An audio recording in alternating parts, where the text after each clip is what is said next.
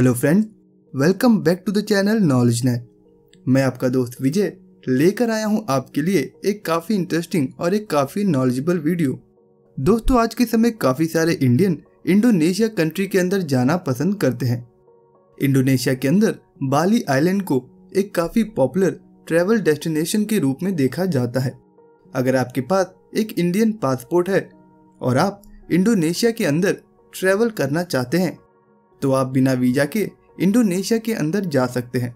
Indonesia country Indians के लिए एक वीज़ा फ्री कंट्री है, इसीलिए 30 दिनों से कम की यात्रा के लिए भारतीय नागरिकों को यहाँ पर वीज़ा की ज़रूरत नहीं होती।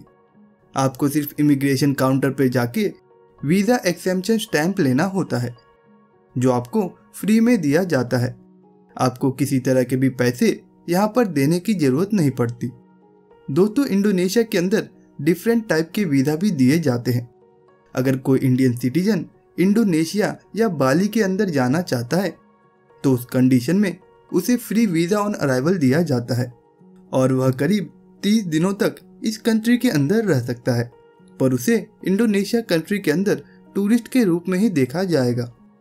अगर कोई इंडियन सिटीजन इस कंट्री के अंदर ऐसे टूरिस्ट जाता है और करीब 30 से लेकर 60 दिनों तक रहता है तो उस कंडीशन में उसे करीब 2600 रुपीस तक देने पड़ते हैं या करीब $35 तक की फी देनी होती है। अगर आप इस तरह के वीज़ा को लेते हैं और उसे एक्सटेंड कराना चाहते हैं तो आपको करीब $61.5 की फीस देनी पड़ सकती है, जिसकी इंडियन रुपीस में कीमत करीब 4590 रुपीस तक आती है। इंडोनेशिया कंट्री के अंदर अगर आप किसी सोशल या किसी कल्चरल एक्टिविटी के लिए जाते हैं और उस कंडीशन में आपको करीब $61.5 की फ़ी देनी होती है। दोस्तों, आज के समय काफ़ी लोग ऐसे हैं जो इंडोनेशिया के अंदर बिजनेस एक्टिविटी के लिए भी जाते हैं, और अगर आप भी किसी बिजनेस पर्पस के लिए यहाँ पर जाना चाहते हैं और आप 30 दिनों तक इस कंट्री में रहना चाहते हैं तो उसके लिए आपको करीब $42.30 की फ़ी देनी होती है। दोस्तों, इस वीडियो में बताई गई करेंसी एक्सचेंज के रेट आज के डेट के अकॉर्डिंग हैं, जो फ्यूचर में चेंज हो सकते हैं।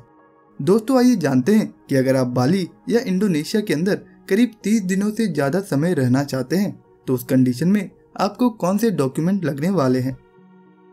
दोस्तों, सबसे पहले आपके पास एक वैलिड पासपोर्ट होना चाहिए, जिसकी वैलिडिटी करीब 6 मंथ की होनी चाहिए। इसके अलावा आपको वीज़ा फॉर्म की 2 कॉपीज लगती है। इसके साथ ही आपको 2 फोटोग्राफ भी लगते हैं और उस फोटो के अंदर मैट फिनिश और वाइट बैकग्राउंड होना जरूरी है।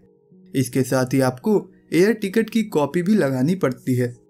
आप जब भी लंबे समय के लिए इंडोनेशिया में जाते हैं तो उस कंडीशन में आपको अपने प्रीवियस 6 मंथ का बैंक स्टेटमेंट भी दिखाना होता है। दोस्तों, इन डॉक्यूमेंट की लिस्ट मैं आपको डिस्क्रिप्शन के अंदर भी प्रोवाइड कर दूंगा। अगर आप इस कंट्री के अंदर 30 दिनों से कम समय के लिए रहने वाले हैं तो उस कंडीशन में आपके पास एक वैलिड पासपोर्ट होना चाहिए, जो आने वाले 6 मंथ के लिए वैलिड होना चाहिए। इसके साथ ही उस पासपोर्ट के अंदर करीब 2 ब्लैंक पेजेस अवेलेबल होने चाहिए। वहीं आपको अपने रिटर्न फ्लाइट की टिकट भी दिखानी होती है। दोस्तों, अगर आप इस कंट्री के अंदर ट्रैवल करने जाते हैं और अगर आप 30 दिनों से ज़्यादा समय इस कंट्री के अंदर एक्सटेंड कराना चाहते हैं तो उस कंडीशन में आपको करीब 10 से लेकर $25 की फ़ी देनी होती है और उस कंडीशन में आपको 30 डे का एक्सटेंशन दे दिया जाता है। इस कंट्री के अंदर अगर आप अपने वीज़ा को एक्सटेंड कराते हैं और 30 दिनों से ज़्यादा समय के लिए रहते हैं तो उस कंडीशन में आपको करीब 2 से 15 दिनों का वीज़ा प्रोसेसिंग टाइम लगता है। दोस्तों, इंडोनेशिया कंट्री के अंदर इकोनॉमी में काफ़ी अच्छा ग्रोथ देखने को मिलता है और करीब 20वीं सेंचुरी से ही इस कंट्री के अंदर काफ़ी अच्छा इकोनॉमिक ग्रोथ देखने को मिलता है। इस कंट्री के अंदर करेंसी के रूप में इंडोनेशियन रुपया चलाए जाते हैं। आज के समय इस कंट्री के अंदर 1 इंडियन रुपीस की कीमत करीब 191 इंडोनेशियन रुपया के बराबर होती है। आज के समय इंडोनेशिया कंट्री की कैपिटल है जकार्ता और जकार्ता सिटी को एक फाइनेंशियल सेंटर के रूप में भी देखा जाता है।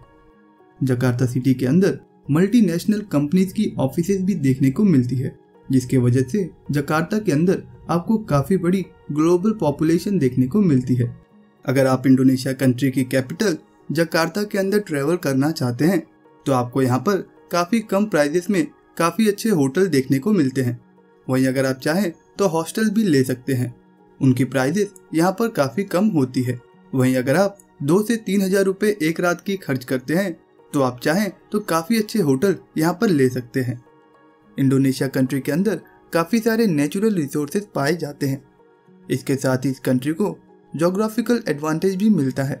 आज के समय इस कंट्री को क्रूड पेट्रोलियम और नेचुरल गैस के एक्सपोर्टर के रूप में देखा जाता है। इसके साथ ही इंडोनेशिया से दुनिया भर में रबर, कॉफ़ी, कोकोआ और पाम ऑयल का एक्सपोर्ट किया जाता है। इसके अलावा इस कंट्री के अंदर काफ़ी सारी कमोडिटीज़ मौजूद हैं। इंडोनेशिया एक ऐसी कंट्री है जहाँ पर आपको काफ़ी अच्छी डाइवर्सिटी देखने को मिलती है। साथ ही इस कंट्री के अंदर काफ़ी सारे कल्चर के लोग रहते हैं। इंडोनेशिया कंट्री के अंदर ज़्यादातर पॉपुलेशन इस्लाम रिलीजन को फॉलो करती है। इंडोनेशिया कंट्री के अंदर करीब 87% पॉपुलेशन इस्लाम रिलीजन को फॉलो करती है। वहीं इस कंट्री के अंदर करीब 1.7% लोग हिंदू रिलीजन को फॉलो करते हैं। इसके साथ ही इस कंट्री के अंदर करीब 2.9% लोग रोमन कैथलिक हैं। इसके अलावा काफ़ी लोग अदर रिलीजन को भी फॉलो करते हैं। इंडोनेशिया कंट्री के टोटल पॉपुलेशन का करीब 55% हिस्सा इस कंट्री के शहरों में रहता है। वहीं करीब 44% लोग आज भी इस कंट्री के गांव में रहते हैं। इस कंट्री के अंदर इंडोनेशियन लैंग्वेज को ऑफिशियल लैंग्वेज के रूप में यूज़ किया जाता है। इंडोनेशिया कंट्री के अंदर जावा, सुमात्रा और बाली आइलैंड कुछ ऐसे प्लेस हैं जहां पर आपको आज भी हिंदू और बुद्धिस्ट एम्पायर के सबूत देखने को मिलते हैं। दोस्तों, किसी भी विदेशी कंट्री में जाने पर पासपोर्ट आपके लिए काफ़ी इम्पोर्टेंट डॉक्यूमेंट होता है।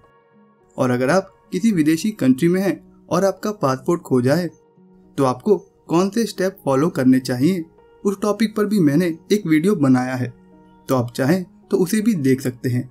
उसकी लिंक आपको डिस्क्रिप्शन और आई बटन पे भी मिल जाएगी। अब आप हमें बताइए कि आपको ये वीडियो कैसा लगा है। अगर आपको ये वीडियो पसंद आया है तो प्लीज़ इस वीडियो को लाइक जरूर करें और इस वीडियो को अपने दोस्तों में शेयर करना न भूलिएगा। दोस्तों, इसी तरह की काफ़ी इंटरेस्टिंग वीडियोस आपको इस चैनल पे देखने को मिल जाएंगे, तो आप उन्हें भी चेक कर सकते हैं। और अगर आपने इस चैनल को अभी तक सब्सक्राइब नहीं किया है तो प्लीज़ इस चैनल को सब्सक्राइब करके बेल आइकन को प्रेस जरूर करें ताकि मेरी अपकमिंग वीडियो की नोटिफिकेशन आप तक जरूर पहुंच सके। दोस्तों, मैं जल्द ही मिलूंगा आपसे एक नए वीडियो के साथ। तब तक के लिए अपना ख्याल रखिएगा।